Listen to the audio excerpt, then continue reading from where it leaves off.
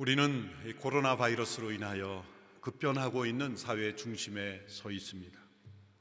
이러한 시대의 교회는 어떻게 변화되어야 할 것인가? 라는 질문 앞에 설 수밖에 없습니다.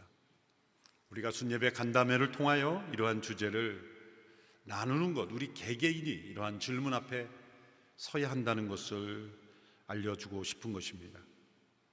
이 포스트 코로나 시대의 핵심 단어는 비대면, 언택트라는 단어입니다. 안전을 위해서입니다. 안전을 위해서 비대면, 서로 마주하지 않는 것이 중심 원리가 되는 이 시대에 언제나 대면하여 함께 예배드리고 교제하고 또한 섬기고 전도하고 선교하였던 교회가 어떻게 대응해 가야 할 것인가 라는 숙제가 우리에게 주어져 있습니다. 사실 이 비대면 사회로의 흐름은 코로나 재난이 가져온 것은 아닙니다. 이미 이 시대의 중심적인 흐름으로 변화되고 있었는데 이 코로나 바이러스로 더 급속도로 가속화된 것뿐입니다. 짐 캐리라는 분이 오래전에 이미 이런 말을 했습니다. 가까운 미래에 우리는 기계를 사용해서만 의사소통을 할 것이다. 애플 법정은 인간의 실제적인 신체 접촉을 불법으로 규정할 것이다. 애플 법정이라는 것은 실제 법정이 아니라 서구에서는 애플 기기를 많이 사용하기 때문에 이러한 빗대어 표현한 것이시죠. 이분의 말대로 이제 우리가 의사소통도 기기를 의존해서만 할 수 있고 또 신체 접촉이 불법처럼 되고 있습니다. 요즘 누가 악수하자고 손 내밀면 얼굴을 다시 보죠. 반가운 그 표시도 우리는 거절해야만 하는 이른바 악수 종말의 시대, 그런 시대를 우리가 살고 있습니다. 이런 비대면 사회가 빠질 수 있는 가장 큰 위험은 이미 사회 곳곳에서 일어나고 있었습니다. 인격적인 건강한 교제가 상실됨으로써 수많은 미디어들에 의해서 우리의 영혼이 더럽혀지고 삶이 파괴되는 일들이 이미 일어나고 있었습니다. 이미 끔찍한 포르노나 폭력적인 영상들이 많은 사람들의 삶을 무너지게 하고 있었습니다. 최근 우리나라에서도 성착취 동영상을 만들고 유포한 청년들, 또 이에 가담한 많은 사람들의 소식에 우리는 놀라게 됩니다. 이러한 일들은 육체와 영혼이 분리되고 상상과 현실이 단절되어 있는 그런 세계 속에 점점 들어가는 거죠. 그래서 일상생활 속에서는 아무런 문제 없이 살아가던 사람들이 또 다른 세계 속에서는 또 다른 형태의 인격으로 다중인격, 정신분열 이러한 현상들이 점점점 가속화되는 그런 시대에 우리는 살고 있는 것입니다. 앞으로 비대면 사회가 더 가속화될수록 이러한 현상들은 더욱 더 일어나게 될 것입니다. 호주 몰링 신학교의 선교학 교수인 마이클 프로스트라는 분이 저희 교회에서도 몇 년 전에 오셨고 또 우리 목회자 사관학교에 제가 강사로 초청해서 일주일간 함께 서로 나누었던 그런 분입니다. 이분은 이러한 시대의 현상을 이미 몇 년 전에 이분이 쓴 책에서 탈육신 시대라는 표현을 썼습니다. 이 탈육신이라는 것은 성육신의 반대 개념입니다. 성육신을 인카네이션이라고 부르는데 이 탈육신은 엑스카네이션이라는 단어를 만들어 쓴 것입니다. 이 탈육신이라는 표현의 근거는 고대 풍습에 기원합니다. 고대에서는 죽은 사람의 몸에서 뼈만 남기고 다 제거하였습니다. 그것은 위생적인 의미도 있고 또한 이 토템, 이른바 숭배하는 그런 사상, 그리고 뼈를 보존해서 뼈에 어떤 글을 남기고 이름을 남겨서 성고람에 넣어 위인들을 숭배하거나 하와이의 어떤 원주민들이 지위가 높은 사람들의 뼈만 보관해서 숭배하는 습관도 있었다고 합니다. 중세 유럽에서는 먼 곳에서 시신을 운반할 때 그 시신이 부패하기 때문에 뼈 외에는 다 해체하고 분리해서 뼈만 위생적으로 운반하는 습관도 있었다고 합니다. 이러한 인간을 해체시키는 그러한 풍습에 빗대어서 오늘 이 시대에 육체와 영혼이 완전히 분리되고 상상과 현실이 분리되는 이 시대의 현상을 탈육신 시대다, 이렇게 잇대어 표현한 것입니다. 이러한 탈육신 시대의 현상이 교회 안으로 들어왔을 때는 어떤 현상이 일어나는가? 그것은 분리주의적인 이원론의 형태로 나타납니다. 세상이 거짓과 음란의 문화로 육체와 영혼을 분리시키고 상상과 현실을 단절시키고 있는 사이에, 교회 안에서는 우리도 모르는 사이에 교회와 세상이 분리되고 신앙과 삶이 서로 다른 것으로 나타나며, 머리로는 잘 알지만 진리로는 나타나지 않는 모습, 그리고 그것이 전혀 이상하지 않는 그런 모습이 가속화되는 것입니다. 오늘 이 시대의 교회 곳곳에서 일어나는 소식들이 세상 사람들이 볼 때는 참 상식적이지 않다, 도저히 이해되지 않는다라는 일들이 발표되기도 하고, 더군다나 이런 교회들의 사상야처럼 여겨질 수 있는 이단 사이비들의 모습은 도저히 이해할 수 없는, 딴 세상에 사는 것 같은, 세상과 분리되고 도무지 현실적이지 않는 그러한 헛된 사상 속에, 상상 속에 살아가는 이런 모습들, 이것이 바로 교회가 탈육신화되고 있는 현상이라고 말할 수가 있습니다. 예수님 시대에 탈육신화된 현상의 대표적인 사람들이 바리새인들입니다. 예수님 당시의 바리새인들은 다른 사람들과 구별된 자로 하나님 앞에 인정받기를 원했습니다. 또 율법이 정한 규례, 엄밀히 말하면 율법이 정한 것이 아니라 율법을 해석한, 자신들이 해석한 해석에 근거한 규칙들이죠. 유명한 탈무드나 미드라시라는 것이 율법을 자기들이 해석한 해설서인데, 그 해설서에 근거해서 규칙을 또 만든, 그 규칙들을 잘 지키면 의로운 사람이고, 그 규칙을 지키지 않으면 죄인이며 하나님 앞에 벌 받는 사람이라는 그런 의식 속에 그들은 살았던 것입니다. 예수님은 그들이 죄인과 또 상종하지 못할 사람들로 분류한 사람들과 교제하셨고, 식사를 나누셨고, 심지어 제자를 삼기도 하셨습니다. 당연히 바리새인들은 그 예수님을 비판하고 그들과 함께 죄를 짓는 것이라 정죄하였습니다. 그들의 비판에 대해서 예수님께서 이렇게 대답하셨습니다. 오늘 보면 바로 앞에 있는 말씀들입니다. 누가복음 5장 31절에서 32절의 말씀, 한 목소리로 함께 읽겠습니다. 시작. 예수께서 그들에게 대답하셨습니다. 건강한 사람에게는 의사가 필요 없고 병든 사람에게만 의사가 필요하다. 나는 의인을 부르러 온 것이 아니라 죄인을 불러 회개시키러 왔다. 나는 영혼의 질병을 고치는 의사로 세상에 왔다. 이 땅의 하늘의 영광을 버리고 성육신하신 목적은 죄악으로 가득한 그들을 버리는 것이 아니라 그들을 구원하고 그들을 같이 생활하며 그들을 고치고 회복시키기 위하여 왔다고 설명하신 것입니다. 자, 이런 대답에 바리새인들은 또 다른 문제 제기를 가지고 도전합니다. 금식에 관한 내용으로 예수님께 도전합니다. 겉으로 볼 때는 점잖은 질문 같지만 이들의 마음에는 분노와 또 저주와 정죄와 질투로 가득한 질문입니다.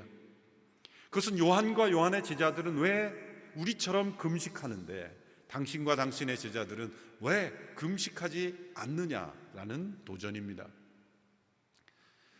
유대 사회에서 이 금식은 가장 중요한 덕목으로 여겨졌고, 그것은 바리새인들이 그렇게 만든 것입니다. 이들은 일주일에 2번씩 금식했고, 그냥 금식한 것이 아니라 표를 내면서 금식했습니다. 죄를 뒤집어 쓰고 또 옷을 찢으며 금식했습니다. 아마도 제 생각입니다만 틀림없이 금식용 가운, 금식용 제가 어디선가 판매되고 있었을 겁니다. 왜냐하면 입고 있는 평상복을 그렇게 찢어대면 어떻게 옷을 감당하겠습니까? 그러니까 금식용 잘 찢어지는 옷, 또 금식용으로 뒤집어 쓰는 재, 이것이 어딘가에 비즈니스로 판매되고 있었을 겁니다. 그렇게 일주일에 2번 많은 사람들이 모인 곳에 죄를 뒤집어 쓰고 옷을 찢고 이러면서 나 금식하오라는 티를 내는 것이 바리새인들의 금식이었습니다. 왜 그런 금식을 하지 않느냐라고 지적했습니다. 예수님이 이미 산상수훈에서 이미 이 문제를 지적하셨죠. 너희는 금식할 때 사람에게 보이려고 하지 마라. 이미 금식의 의미를 상실한 것이다. 머리에 기름을 바르고 아무 일이 없는 것처럼 은밀히 보시는 하나님 앞에 하는 것이 참된 금식이다. 이미 예수님께서 이들의 문제를 지적하셨습니다. 이들의 문제는 무엇입니까? 금식이란 영혼을 겸손하게 하는 것입니다. 마음을 낮추는 것입니다. 하나님 앞에 긍휼을 구하는 것입니다. 그런데 이 바리새인들의 모습은 정반대의 방향으로 가고 있었습니다. 금식을 하며 이들의 마음은 더 교만했고 자랑했고, 그렇게 따라하지 않는 사람들을 정죄했고 비판했고 배제시켰고 차별했습니다. 영혼을 겸손하게 해야 할 금식이라는 그 프로그램이 도리어 육체를 강화시키고 영혼을 교만하게 하는 이러한 현상, 이것이 탈육신화의 현상이라는 겁니다. 교회가 때로 사람들이 보기에 어떻게 교회가 저러지라고 하는 그런 모습이 나타나는 것은 틀림없이 이런 현상입니다. 영혼이 변화해야 될 모든 일들이 육체적인 일들로 바뀌었기 때문입니다. 코로나 재난이 우리에게 주는 많은 어려움과 고통이 있지만, 불편함이 있지만, 그러나 유익도 있습니다. 그것은 교회의 본질을 되찾도록 우리에게 도전하고 있는 것입니다. 만약 우리가 바리새인들이 일주일에 2번씩 죄를 뒤집어 쓰고 옷을 찢는 외형적인, 육체적인 어떠한 활동을 신앙이라고 여겼다면 이번 코로나 재난을 통해서 그것은 다 쓰레기통에 들어가게 되는 것입니다. 영혼을 위해 만들어진 프로그램들이 도리어 육체를 위하여 지켜지고 있었다면, 그런 탈육신적인 것들이 있었다면 다 변화되게 되는 것입니다. 이번 재난의 과정을 통과하며 제 마음속에 되새기고 있는 중요한 교훈은 무엇입니까? 교회에 다녀서는 안 된다는 것입니다. 교회가 되어야 된다는 것입니다. 교회 다니는 것과 자신이 교회로 존재하는 것은 분명히 다릅니다. 교회 다닌다는 것은 나와 교회가 분리되어 있는 것입니다. 때로 어떤 장소, 어떤 모임을 교회라 여기고 나는 교회 밖에 있는 것이죠. 그러나 내가 교회로 존재하는 것은 내가 어디에 있든지 나는 교회로서 하나님 앞에 예배자로 살아가며 함께 모이든지 모이지 못하든지 그것은 두 번째 변수인 것입니다. 오래전에 존 헤브릭이라는 분이 쓴 글에 이런 글이 있습니다. 교회는 결코 장소가 아니라 항상 사람이며, 결코 양의 우리가 아니라 양 자체이고, 또 결코 거룩한 건물이 아니라 언제나 믿음의 모임인 것이다. 기도하는 사람, 바로 당신이 교회이지 당신이 기도하는 그 장소가 교회가 아니다. 이 세상에 거룩한 곳이란 인간을 제외하고는 없으며 영혼을 제외하고는 인간 내부에 지성소란 없다. 교회에 다니는 사람들은 예배당 건물 안에 어느 장소에 자신의 몸이 있는 것이 중요했습니다. 그러나 교회로 존재하는 사람은 내면에 나를 교회로 만든 그 무엇, 그것이 무엇입니까? 바로 살아계신 그리스도의 임재하심, 그것이 더 중요한 것입니다. 사랑하는 성도 여러분, 교회에 다니지 마십시오. 교회가 되십시오. 우리 자신이 교회가 되도록 요구하는 것이 이번 재난을 통해 우리가 변화되어야 할 것입니다. 우리가 함께 모이든 모이지 않든 우리는 교회로 존재해야 하는 것입니다. 건물은 부수적인 것이고 실제적인 우리의 모임을 위하여 필요한 장소일 뿐입니다. 어떤 장소가 거룩한 장소가 아니라 나의 몸이 거룩한 성전입니다. 내가 있는 그곳이 예배당입니다. 하나님 앞에 이러한 고난을 통과하면서 우리 안에 이 바리새인들이 가졌던 도저히 이해하기 힘든 모습들이 하나님 보시기에 우리 안에 있을 수 있다는 것, 이것을 제거하는 과정이 될 때 저는 이 회복의 역사가 더 빨라질 수 있다고 믿습니다. 예수님께서는 세 가지 연속적인 비유를 통해서 이런 탈육신적인 시대의 흐름에 어떻게 교회로서 우리가 존재하며 이러한 위기를 이겨나갈 수 있을 것인가를 알려주셨습니다. 첫째, 그것은 우리 안에 신랑으로서 임재하시는, 성육신하셔서 신랑으로 우리에게 임재하시는 예수 그리스도의 임재를 다시 회복하는 것입니다. 오늘 본문 34절 35절의 말씀 우리 같이 함께 읽겠습니다. 시작. 예수께서 대답하셨습니다. 너희 같으면 신랑이 함께 있는 동안 초대받은 사람들을 금식하도록 하겠느냐? 그러나 신랑을 빼앗길 날이 올 것이다. 그때가 되면 그들도 금식할 것이다. 예수님께서는 자신을 우리의 신랑이라고 말씀하셨습니다. 하나님과 우리 사이를 설명하는 많은 비유가 성경에 있습니다. 왕과 백성들, 하나님은 우리의 통치자이신 왕이시고 우리는 그분의 백성입니다. 또한 목자와 양, 하나님은 우리의 목자시고 우리는 그분의 기르시는 양입니다. 그러나 이러한 비유들의 한계는 연합이라는 원리를 설명해 주지 못합니다. 하나님은 저 멀리서 우리를 단지 통치하시는 분도 아니요, 우리 가까이 우리를 돌보시기만 하는 분이 아니요, 하나님은 성육신하신 예수 그리스도를 통하여 성령 안에서 우리 안에 임재하시는 하나님이시기 때문입니다. 그 임재는 연합입니다. 그 연합을 설명할 수 있는 가장 중요한 비유는 바로 신랑과 신부, 부부간의 연합입니다. 예수께서 우리의 신랑이 되셨다는 것은 우리 안에 임재하셔서 우리와 연합된 삶을 살게 하시는 분이라는 겁니다. 이런 위기의 재난을 통과하면서 신랑 되신 예수께서 내 안에 임재하심을 체험하고 있지 못하면, 하나님은 나의 왕이시고 나의 목자시고 그러한 분으로만 여긴다면 이러한 위기를 이겨낼 수가 없는 겁니다. 신랑 되신 그분이 내 안에 임재하신 그 신랑을 만나는 기쁨, 그것이 우리 안에 회복되어야 합니다. 유대인들의 결혼식은 다른 문화와 달리 신부가 신랑을 기다립니다. 우리식으로 일정한 결혼 시간을 정하고 신랑의 입장에서 신부를 기다리는 그런 시간이 아니라, 결혼 자체도 적어도 일주일 이상, 더 길 수도 있고 일정한 기간 동안에 결혼을 합니다. 그 기간 동안 신부는 신랑을 기다립니다. 신랑은 언제 나타날지 정해진 시간이 없습니다. 근데 신부는 신랑이 나타날 때를 계속 기다려야 합니다. 준비한 채로.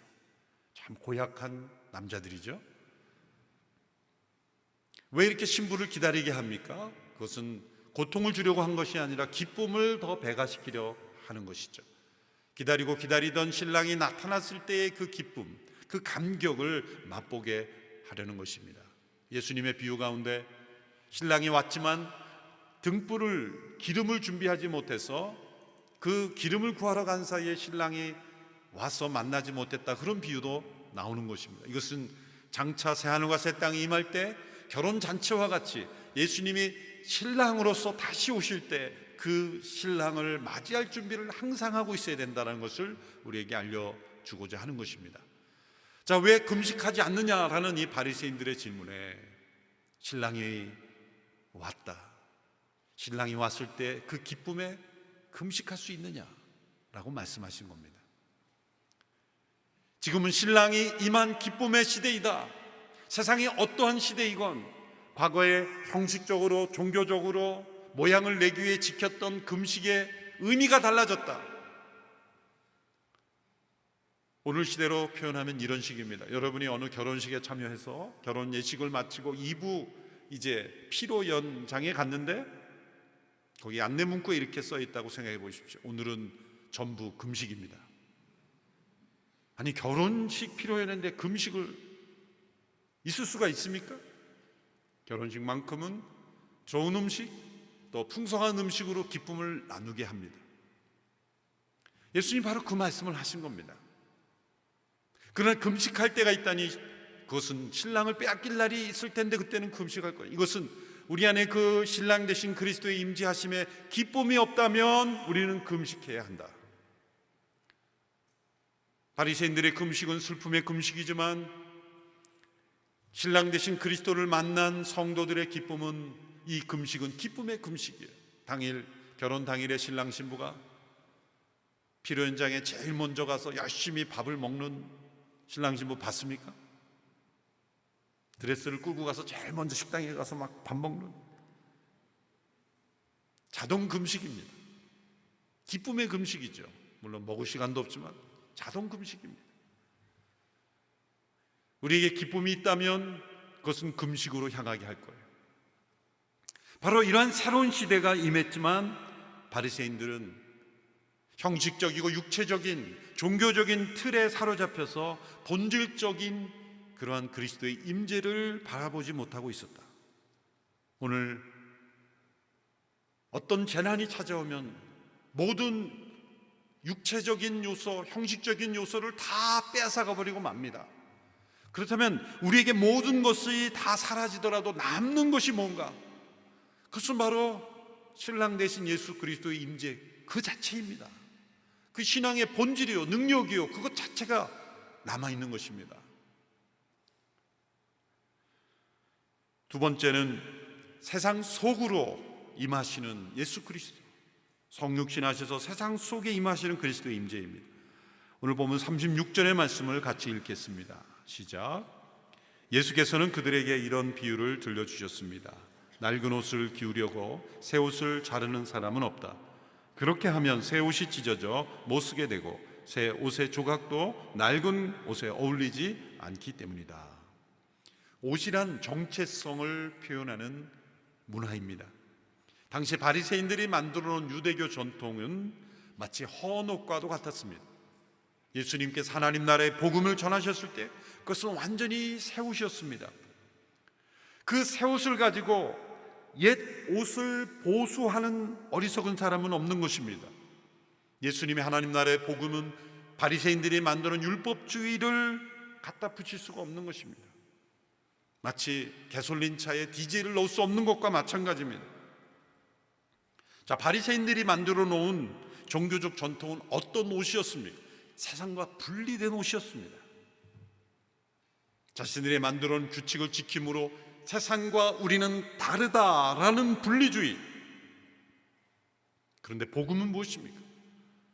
예수님 말씀하신 너희는 세상의 소금과 빛이다. 세상 속에 존재하는 성도들로 우리를 부르셨습니다. 세상과 분리되지 않고 세상 속에 침투하는 성도들로 부르신 것입니다. 바리새적인 그런 교회의 옷을 입고 있다면 아마 이런 차트로 표현할 것입니다.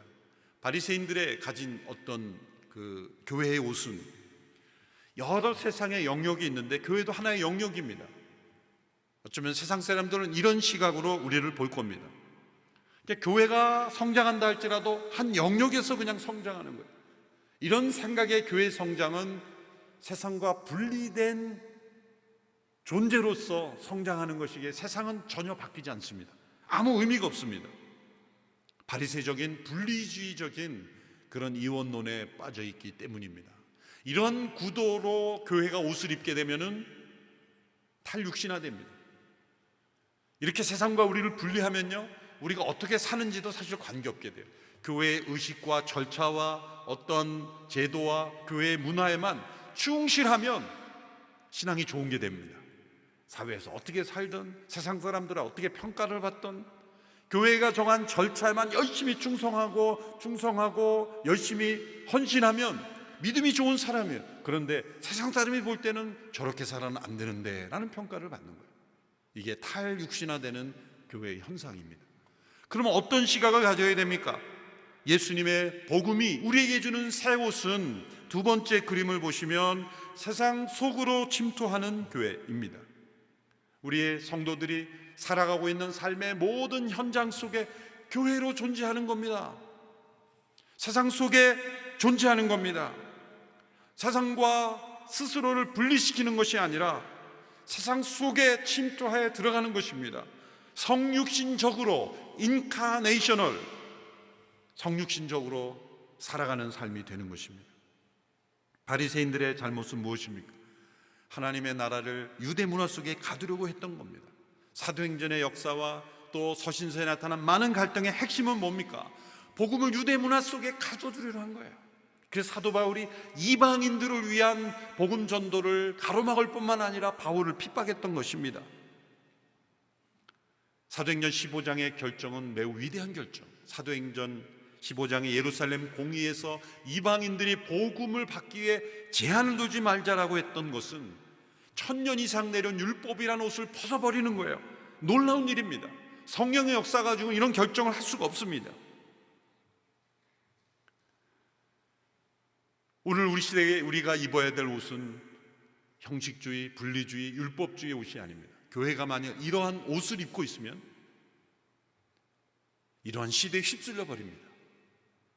만일 예수 그리스도의 복음의 옷을 입고 있으면 어떠한 시대, 이것이 코로나 시대건 콜록콜록 시대건 어떤 시대건, 시대가 아무리 바뀌어도 복음에 있는 하나님의 능력은 그 세상 속에서 빛을 발하게 됩니다.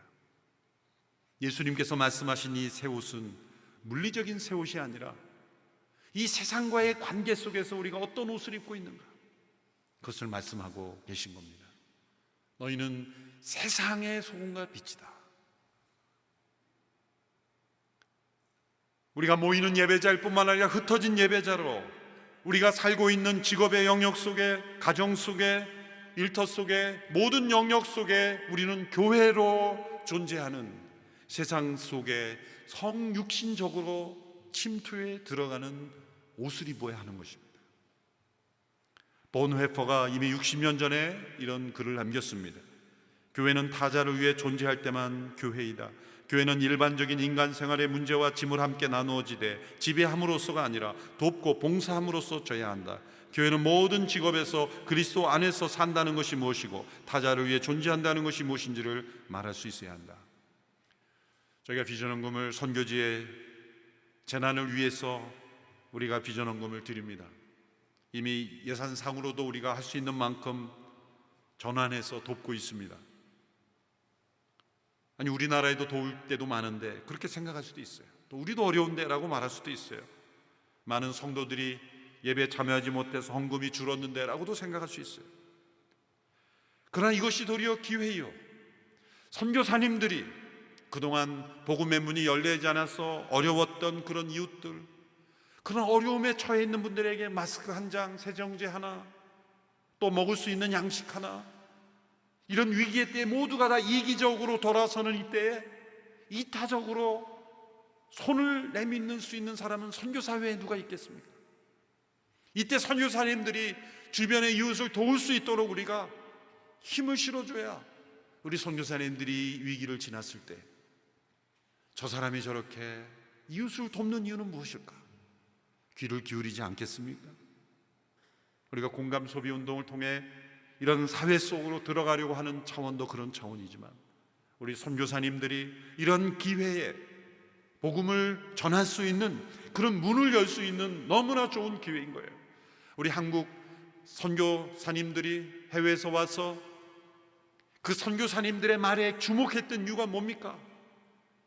나환자촌에 우리 민족도 거들떠보지 않고 다리 밑에 산속에 버려진 나병 환자들이 선교사님들이 말을 타고 다니며 그 나병 환자들을 짊어지고 치료해 준 그 모습을 보고 도대체 어떠한 사람이기에 저런 사랑을 보이는가? 그래서 사람들이, 선교사님들이 전하는 복음에 귀를 기울였던 거예요. 만일 이 나라에 온 선교사님들이 이 땅에 전염병이 들고 그리고 나병 환자들을 도외시하고 안전한 환경 속에 자신만을 위해 존재했다면 이 사회 누구도 선교사들이 전하는 복음에 귀를 기울이지 않았을 겁니다. 이런 코로나 재난을 통과하면서 교회가 최선을 다하여 사회를 돕고 또 선교 지역에 여러 재난당한 지구촌의 이웃을 돕는 일에 헌신할 때 하나님께서 온누리교회를 계속해서 사용하시고 또 붙잡아 주실 줄로 믿습니다. 세 번째, 성령의 교통하심을 통하여 이 세상 속에 성육신하신 그리스도의 임재하심입니다. 37절에서 39절의 말씀 우리 같이 한 목소리로 읽겠습니다. 시작. 그렇게 하면 새 포도주가 그 부대를 터뜨려서 포도주는 쏟아지고 부대도 못 쓰게 될 것이다. 새 포도주는 새 부대에 담아야 한다. 묵은 포도주를 마시고 나서 새 포도주를 원하는 사람이 없다. 묵은 것이 좋다고 여기기 때문이다. 새 포도주는 새 부대라는 말은 우리 예수님 믿는 사람뿐만 아니라 믿지 않는 사람들도 가끔 인용하죠. 어떤 변화를 추구할 때 새 포도주는 새 부대, 그 단어만 핀셋으로 뽑아서 사용하기도 합니다. 근데 이 비유를 오늘 이 시대는 참 이해하기가 쉽지 않습니다. 왜냐하면 포도주를 집에서 만드는 일도 없거니와 또 가죽 부대를 사용하는 일도 없기 때문이죠. 당시에는 오늘 이 시대에 우리나라 사람들이 김치를 담그듯이 그렇게 포도주를 주기적으로 담갔습니다. 음료로 쓰기도 하고 또한 약으로 쓰기도 했기 때문이죠. 포도주를 만드는 과정은 큰 드럼통 같은 데 포도를 다 쌓아놓고 위에 올라가서 사람들이 발로 밟습니다. 그러면 포도즙이 스며 나오죠. 그 즙이 스며 나오는 한쪽에 가죽 부대를 매달아 놓습니다. 그러면 그 즙이 가죽 부대로 들어가죠. 포도즙이 반료가 돼야 되는데 반료되면서 가스가 나옵니다. 근데 그 가스는 팽창하는 힘이 있어서 가죽이라는 소재가 아니면 그 팽창력을 감당하기 어렵습니다. 가죽은 유연성과 탄력성이 있기 때문이죠. 그런데 여러 번 사용한 가죽 부대는 이제 탄력성이 없기 때문에 늘어날 수 있는 유연성이 없습니다. 근데 만일 새 포도즙을, 여기서 새 포도주는 엄밀하면 새 포도즙입니다. 즙의 단계죠. 새 포도즙을 이제는 여러 번 사용해서 탄력성이 없는 가죽 부대에 담으면 어떻게 되겠습니까? 이제 그 새 포도즙은 팽창하는 가스가 점점 일어나는데 옛 가죽 부대니까 이제 유연성이 없으니까 더 이상 버틸 수 없으면 뻥 하고 터지는 거예요. 유대 사회 곳곳에서 그런 일들이 일어났던 것을 예수님이 비유로 쓰신 것입니다. 이것을 통해서 우리에게 무엇을 말씀하십니까? 자, 많은 사람들이 어떤 변화를 추구할 때 새 포도주는 새 부대에 담가야 된다. 그리고 초점을 어디에 두는지 아십니까? 새 부대에 초점을 둡니다. 제도를 어떻게 바꾸고 어떻게 해야 될 것인가. 그런데 예수님이 말씀하신 거에 초점은 새 부대가 아니라 새 포도주입니다. 왜 그럴까요? 새 포도주기 때문에 새 부대가 필요한 것이죠. 만일 새 포도주가 아니라면 옛 가죽 부대를 써도 상관이 없는 겁니다. 누군가 새 포도주는 새 부대라고 해서 변화를 요구할 때 당신이 말하는 새 포도주는 뭡니까? 라고 먼저 질문해 보셔야 합니다. 변화를 위한 변화가를 요구하기가 쉽기 때문이에요. 예수님 말씀하신 이 새 포도주는 무엇일까요? 이 바리새인들이 가지고 있던 이 옛 가죽 부대가 감당할 수 없었던 새 포도주는 무엇입니까? 그것은 성령의 임재와 교통하심이었습니다. 예수님께서 이 세상에 오시고 부활 승천하시고 우리에게 임하신 이 성령님의 역사는 역사상 완전히 새로운 차원의 경험이 우리에게 시작이 된 겁니다.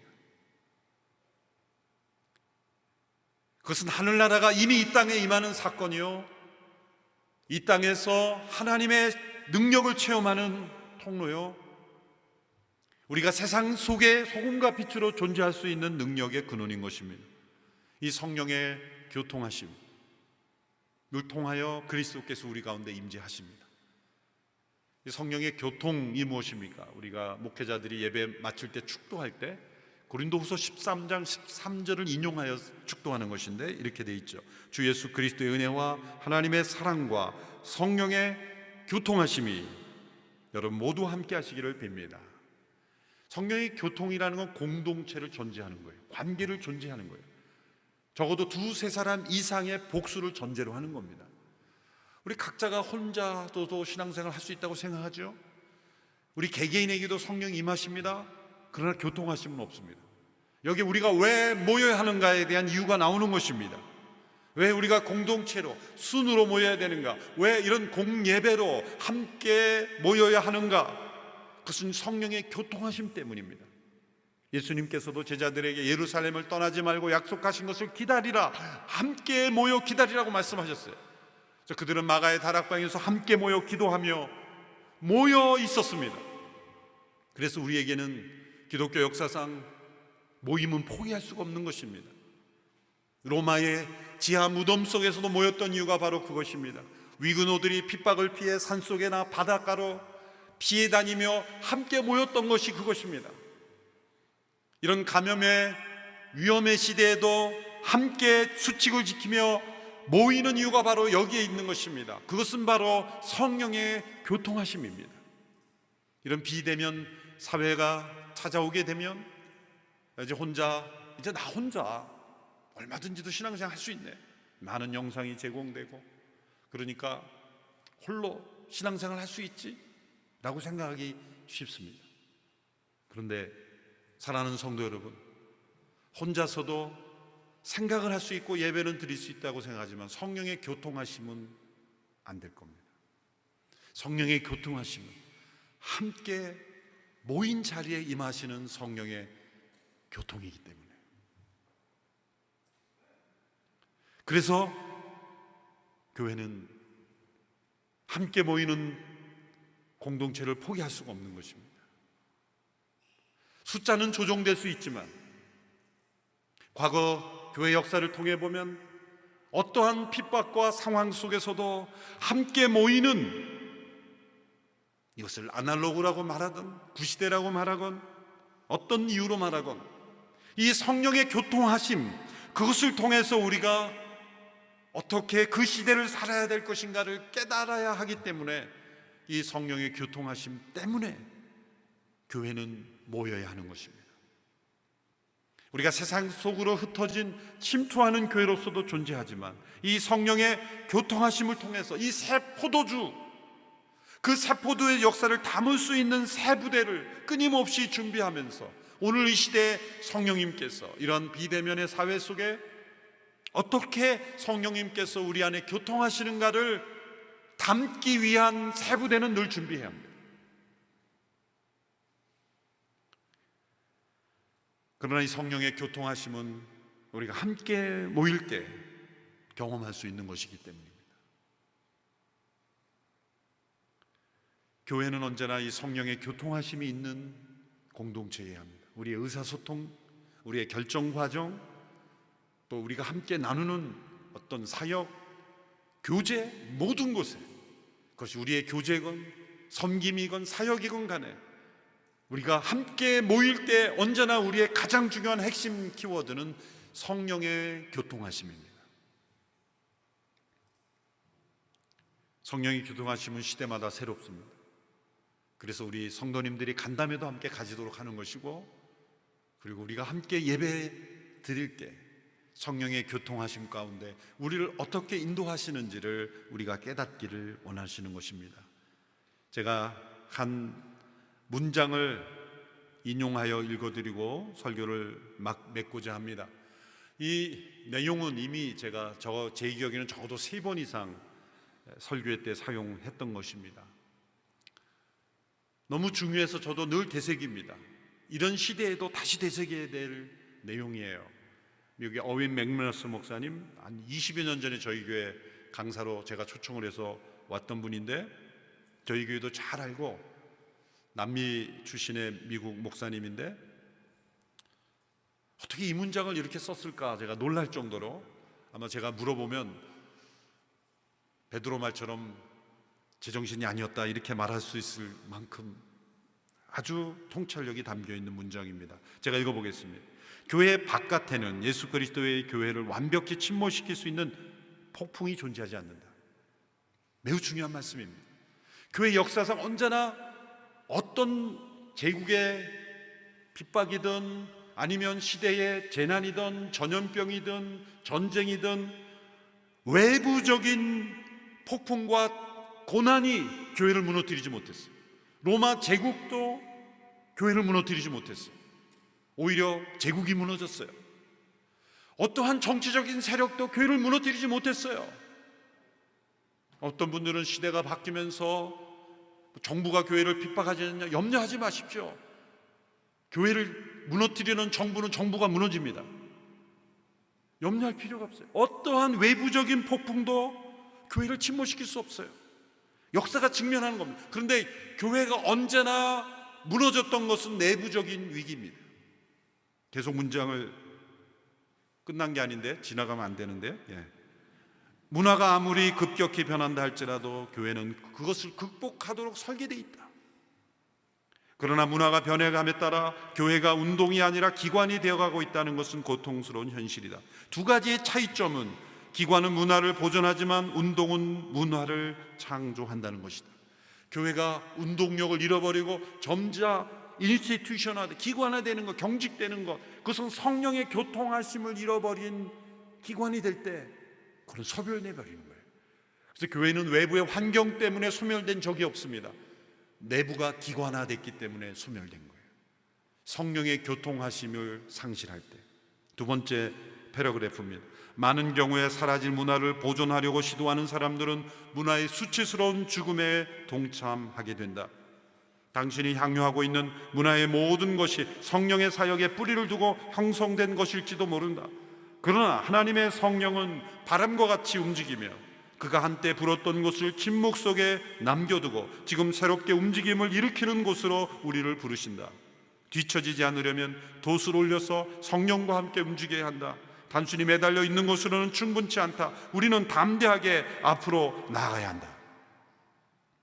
멋진 말입니다. 하나님의 성령은 바람처럼 움직이고 계시고 성령의 바람과 함께 움직이게 된다. 바람과 함께 움직이지 않으면 어떻게 됩니까? 바람과 함께 사라집니다. 다음 표현에 그런 표현이 나와요. 하나님의 성령과 함께 움직이지 않으면 자신이 원치 않는 곳으로 날아가게 될 것이다. 소멸된다는 거예요. 돛을 올려서 성령의 교통하심과 함께 교회를 성령께서 어떻게 인도하시는지 함께 따라가야 돼요. 변화되지 않으려고 하고 옛날의 관습을 지키려고 노력하고 말씀을 지키는 것이 아니라 관습을 지키고 자신들의 전통을 고수하고 그런 교회는 문화의 수치스러운 죽음에 동참하게 된다. 아주 고상한 표현을 썼지만 사라진다는 거예요. 역사 속에. 한국 교회 역사를 통해서 볼 때 어떤 교회가 계속해서 오랜 시간 동안 영향을 미쳤습니까? 율법주의, 분리주의, 배타주의에 사로잡힌 교회들은 언제나 소멸했어요. 그러나 복음의 옷을 입고 성령의 교통하심에 민감한 교회, 세상 속으로 침투하는 교회, 신랑 되신 그리스도의 임재하심이 살아있는 교회, 성도들의 얼굴을 보면 다 그 신부예요. 멋진 드레스를 입고 신랑을 만난 기쁨에 그냥 샘솟는 성도들의 모습에 신랑을 만난 신부의 기쁨이 있는 교회들, 세상 속에 저 침투해 우리가 모여서 뭘 하느냐보다 세상 속에 어떻게 사느냐가 더 중요한 교회, 그리고 함께 모일 때는 성령의 교통하심에 민감하게 귀를 기울이는 교회, 내가 들은 성령의 음성만 음성이 아니라 다른 성도들을 통해 목회자의 설교만이 아니라 내가 깨달은 하나님의 말씀을 통해 서로 성령의 교통하심을 체험하는 교회, 성령님께서 자유롭게 운행하시는 교회, 그리고 돛을 높이 올려서 성령의 바람에 민감하게 이끌려가는 교회, 그런 교회는 오랫동안 시대가 변하고 문화가 변하고 어떤 폭풍이 치고 폭풍이 칠수록 돛이 있는 교회는 더 빨리 나가게 돼 있어요. 이런 위기의 때에 때로 어떤 시각에서는 예전처럼 성도들이 다 모이지 않기에 이제 성도도 줄고 다 사역도 줄고 완전히 망했다. 망하긴 뭘 망합니까? 성령의 교통하심이 있는 교회는 망하지 않습니다. 지금은 성도들이 다 나올 수도 없는 상황 아닙니까? 그래서 저희가 토요일에도 예배를 드리고 여러 가지 다양한 형태 새 부대를 만들어가고 있는 중이에요. 그러나 중요한 것은 새 부대는 열심히 만들었는데 새 포도주가 없다면 그건 아무 소용이 없는 거예요. 초점을 새 부대에 맞추지 말고 새 부대, 새 포도주에 맞추는 거예요. 성령의 교통하심을 듣게 되면 우리는 얼마든지 병원화될 수 있는 거예요. 과격히 말하자면 교회는 예수님 빼고는 다 바뀔 수 있는 거예요. 어떤 타이틀이나 제도나 문화나 우리 신랑 되신 예수님, 세상 속에 우리를 파송하시는 예수님, 성령의 교통하심 가운데 인지하시는 예수님, 그분을 중심으로 이 사회가 탈육신화되던 어떤 시대건 그렇다면 교회는 세상의 희망이 될 수 있는 줄로 믿습니다. 기도하겠습니다. 살아계신 하나님 아버지, 탈육신화되고 있는 이 시대에 교회가 세상과 분리되는 시각에 사로잡혀 율법주의적이고 우리들만의 형식과 문화에 사로잡힌 교회로 세상의 흐름에 휩쓸려 버리는 교회 되지 않게 되기를 원합니다. 우리 안에 살아계신 예수 그리스도, 그분으로 인하여 기뻐하며 그분으로 인하여 세상에 침투하며 그분으로 인하여 성령의 교통하심을 날마다 경험하는 교회 되게 하여 주옵소서. 예수님의 이름으로 기도하옵나이다. 아멘.